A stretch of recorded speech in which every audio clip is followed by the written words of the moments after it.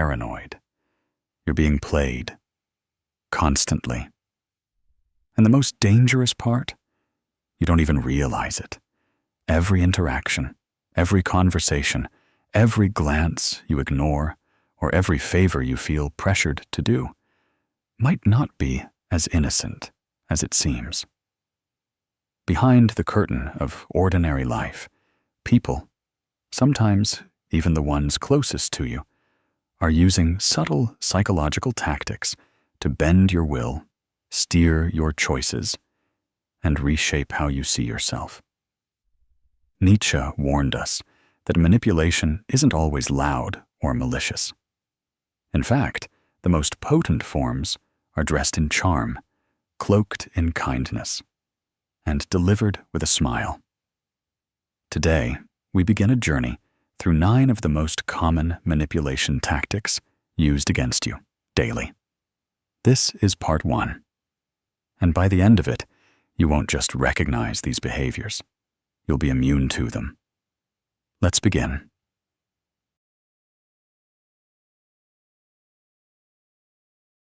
There's a specific look someone gives you after you say no.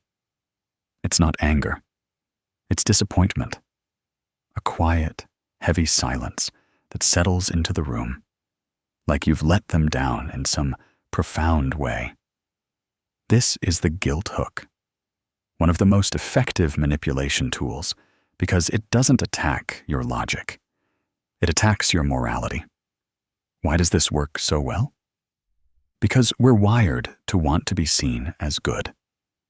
Nietzsche believed that morality, especially the kind designed by society, is often a tool for control. A soft cage that teaches you to behave right, so you'll be accepted. So when someone uses guilt, they're not arguing with you. They're making you argue with yourself. You begin to question, was I too selfish, too harsh, too cold? But what's really happening is this. They've placed the weight of their discomfort on your shoulders.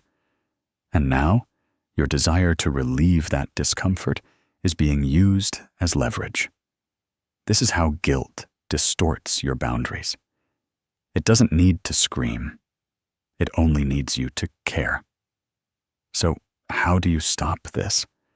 By breaking the contract that says your goodness depends on their approval. When you say no, and they make you feel small for it, hold that line. Refuse to explain. Refuse to justify. You owe no apology for protecting your energy. Their discomfort is not your emergency, because guilt can only trap you when you believe that saying yes to others means being kind. But often, it just means abandoning yourself.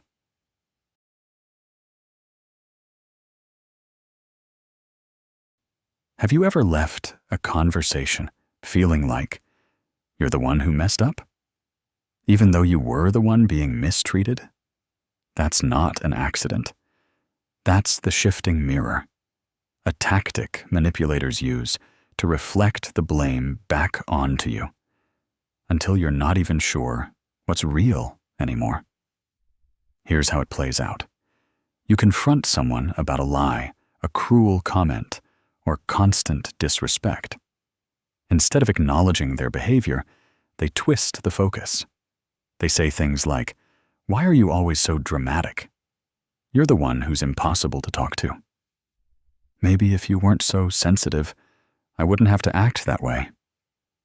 And suddenly, you're no longer confronting them. You're defending yourself. This is a sleight of hand, an emotional illusion. They've spun the story, not by denying what happened, but by questioning you. Your memory, your reactions, your emotional state. And in that fog of doubt, they win. Why? Because your brain wants peace. It wants resolution.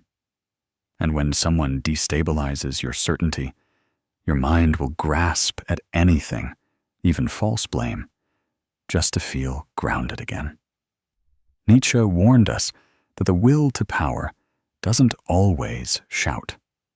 Sometimes it whispers in confusion.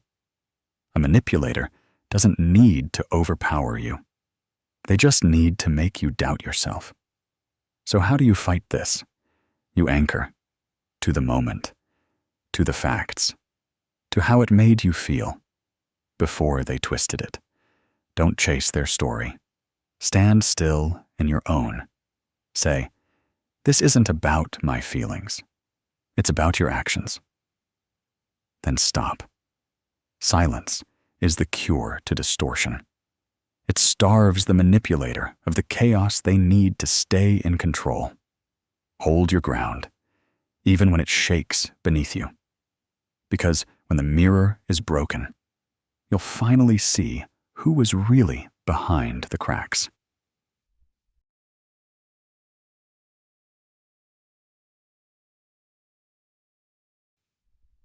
There's a kind of openness that isn't real. A vulnerability that's not for connection, but for control. Here's how it works. Someone shares something deeply personal. A painful story, a trauma, a raw confession. It feels intimate. You feel trusted. Your guard softens. But beneath that emotion, something is off. Because not all vulnerability is honest. Some people use it as bait, a fast pass to your empathy, a shortcut to make you loyal before you even understand who they are. This is the faux vulnerability trap, and it's more common than you think. You hear their pain, and you feel the unspoken pressure. I can't abandon them now. I need to be there. I owe them. But real vulnerability doesn't come with strings. So why do people use this tactic? Because emotional confession disarms us. It flips the power dynamic by presenting weakness, and in doing so, makes you the caretaker. Nietzsche knew that power often hides in the performance of powerlessness. When someone appears broken, we feel safe, but we also feel responsible. And that's the trap. They're not asking for support. They're demanding emotional debt. So how do you see through it? Watch for timing. Authentic vulnerability unfolds slowly, mutually, and without agenda. But when someone shares something intense early, and then immediately asks for your time, energy, or silence, pause. Ask yourself, do I feel connected or cornered? Because if their openness makes you feel obligated, it's not intimacy. It's entrapment. Stand firm. Your empathy should never be used against you. Real connection invites. It never coerces. And now, here's where it gets dangerous. The next tactic is quieter than guilt, sharper than blame, and more invisible than fake vulnerability. It doesn't raise its voice. It raises your confusion. Once you spot it, you'll realize just how often people use it to control your decisions. Without ever saying a word, we'll uncover it next. And after that, 2 more tactics that are even harder to defend against, unless you know exactly what to look for. Stay sharp. It's about to get darker.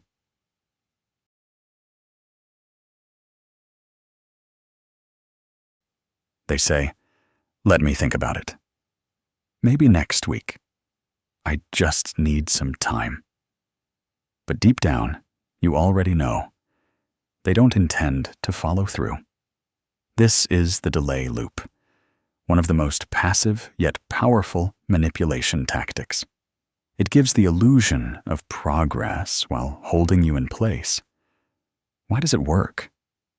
Because it keeps your hope alive. It drips just enough possibility to stop you from walking away.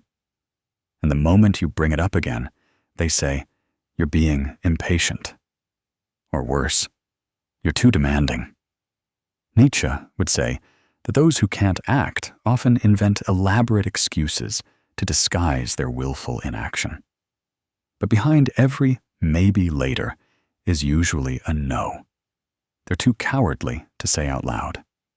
What's truly being manipulated here is your time, your sense of emotional momentum. You stop asking. You start waiting.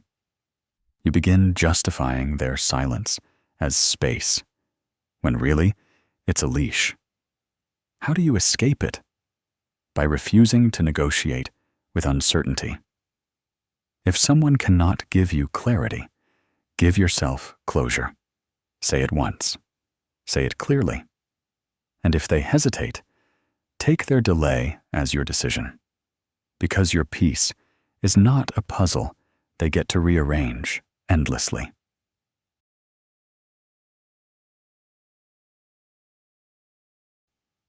You weren't even competing. But suddenly, you feel like you've already lost. This is the quiet comparison, when someone brings up others subtly to make you feel less than. They say, "Sarah handled this so much better. Most people would have done it by now. You're not like others I've worked with. They were so much more disciplined." At first, it sounds like feedback, maybe even motivation. But it's not.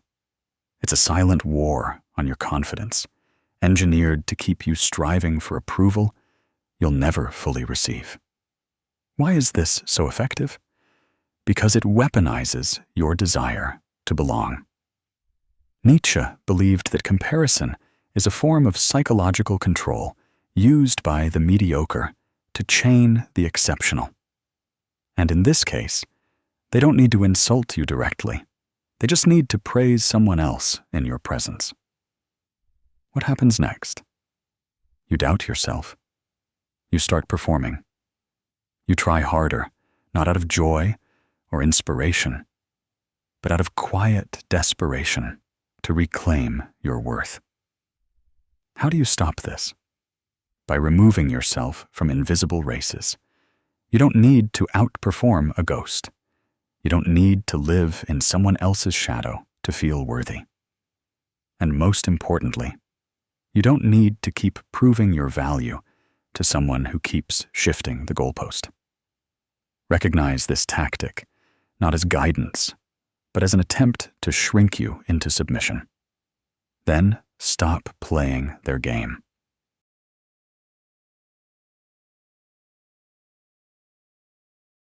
They remember every favor they did for you, but suddenly forget everything you did for them. This is the selective memory game, the tactic of asymmetrical emotional accounting. It's not just forgetfulness, it's strategic. When someone highlights their generosity, but conveniently deletes your efforts, they're creating an artificial imbalance, one where you always feel indebted. They say, "After everything I've done for you," but never mention the nights you stayed up for them, the money you lent, the calls you answered, the kindness you gave without needing a receipt. Nietzsche would warn, beware of those who keep emotional scorecards, because for them, giving isn't about love, it's about leverage. So why does this work? Because you start internalizing the imbalance. You feel guilty for asking for anything. You overcompensate to repay a debt that shouldn't even exist. How do you break free? By stepping out of the frame. You don't owe what was given freely. You don't have to match their memory, especially when it's curated for manipulation. And if someone brings up their kindness as a weapon, it was never kindness to begin with. Call it out. Not loudly, just calmly. Say, "I didn't realize you were keeping track. I wasn't." Then stop engaging. Gratitude is beautiful. But gratitude under pressure? That's control dressed as grace. And this is just the beginning. Because the final set of manipulation tactics, the ones that come next, are even more subtle, more disguised, and far more dangerous. They don't just twist how you see others, they twist how you see yourself. And once you recognize them, you'll understand why you've tolerated so much for so long. Let's finish this.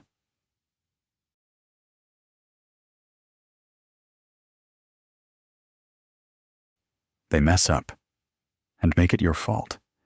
They forget plans, miss deadlines, cross boundaries, and then say, "I'm just broken. You know I'm like this. I never said I was perfect." And suddenly, the conversation shifts from calling out their behavior to comforting them for it. This is the self-sabotage mirror, a tactic that uses fragility as a shield, making you feel like the villain for expecting accountability. Why is this so hard to escape? Because they appear wounded. And you're not heartless. So you drop your anger, pick up their pain, and become the caregiver, not the person who deserves repair. Nietzsche would see this for what it is, a power move hidden in helplessness. Because true weakness doesn't deflect. But when someone turns every consequence into a sob story, they aren't asking for forgiveness. They're demanding leniency without change. So how do you respond? With clarity, not cruelty. You can understand someone's past without excusing their present. You can show compassion without cleaning up their chaos. And when their sorry comes with no correction, their fragility is no longer innocence. It's manipulation. Hold them to their own words. Not harshly, just consistently. That's when the mirror breaks.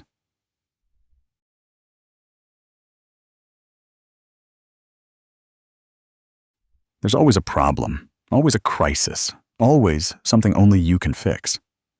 This tactic thrives on urgency. Your energy becomes their resource, your tension, their addiction. They say, "Can you just help me with this one thing? I don't know what I'd do without you." You're the only one who gets it. And at first, it feels nice to be needed, to be trusted, to be the calm in their storm. But over time, the storm never ends. This is controlled chaos, where someone unconsciously or deliberately manufactures instability just to keep you emotionally tethered. Why does this work? Because you become the rescuer. And once you assume that role, it's hard to walk away. They condition you into equating love with responsibility, support with sacrifice. Nietzsche warned of those who create dependency by drowning others in their disorder, then posing as the victim when you stop saving them. Here's how to recognize it. Their life is always falling apart, but they never take your advice. They call you during your busiest days, but vanish when you need them. They need you until you need boundaries. So how do you stop it? By stepping out of their loop, even if it causes discomfort. You're not abandoning them. You're refusing to let them anchor their chaos to your peace. Say, "I care, but I can't carry this for you." Then let silence do what words cannot.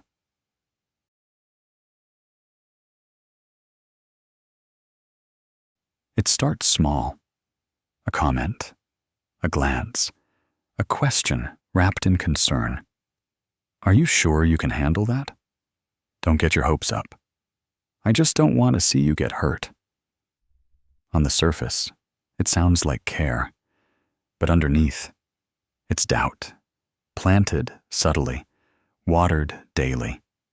This is the disempowerment seed, and it grows inside you like a quiet toxin. Why is it so dangerous? Because it doesn't attack your actions. It attacks your belief in yourself.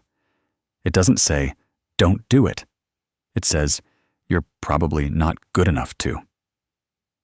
Nietzsche believed the most effective control wasn't force. It was suggestion. Convince someone they're small, and they'll build their own cage. Here's how it works. You share a dream. They raise an eyebrow. You hit a milestone. They minimize it. You express excitement. They say, don't get too comfortable. And over time, you shrink. Not because they were right, but because you let their uncertainty override your inner truth. So how do you take your power back? By identifying the voice and separating it from yours. Ask, do I really believe this? Or was I told to believe it? Then reverse the seed. Each time you're about to say, I don't think I can, finish the sentence with, because someone once made me doubt myself. Then move anyway, because their fear isn't your future, and your greatness doesn't need their permission. And now you see it, the guilt, the mirroring, the feigned openness, the shifting goalposts, the crisis manufacturing, the subtle doubt, all of it, strategies to confuse, to delay, to suppress. But now, you know the language. You've seen how it's spoken, felt how it twists your gut, and most importantly, learned how to stay grounded through it. Nietzsche never asked us to stop trusting people. He asked us to start trusting ourselves more, to see through the disguise, to refuse the performance, and to stop handing over our freedom in exchange for validation. So if you take one thing with you from this breakdown, let it be this. Silence is power. Clarity is resistance. And boundaries are your liberation. You are no longer their puppet.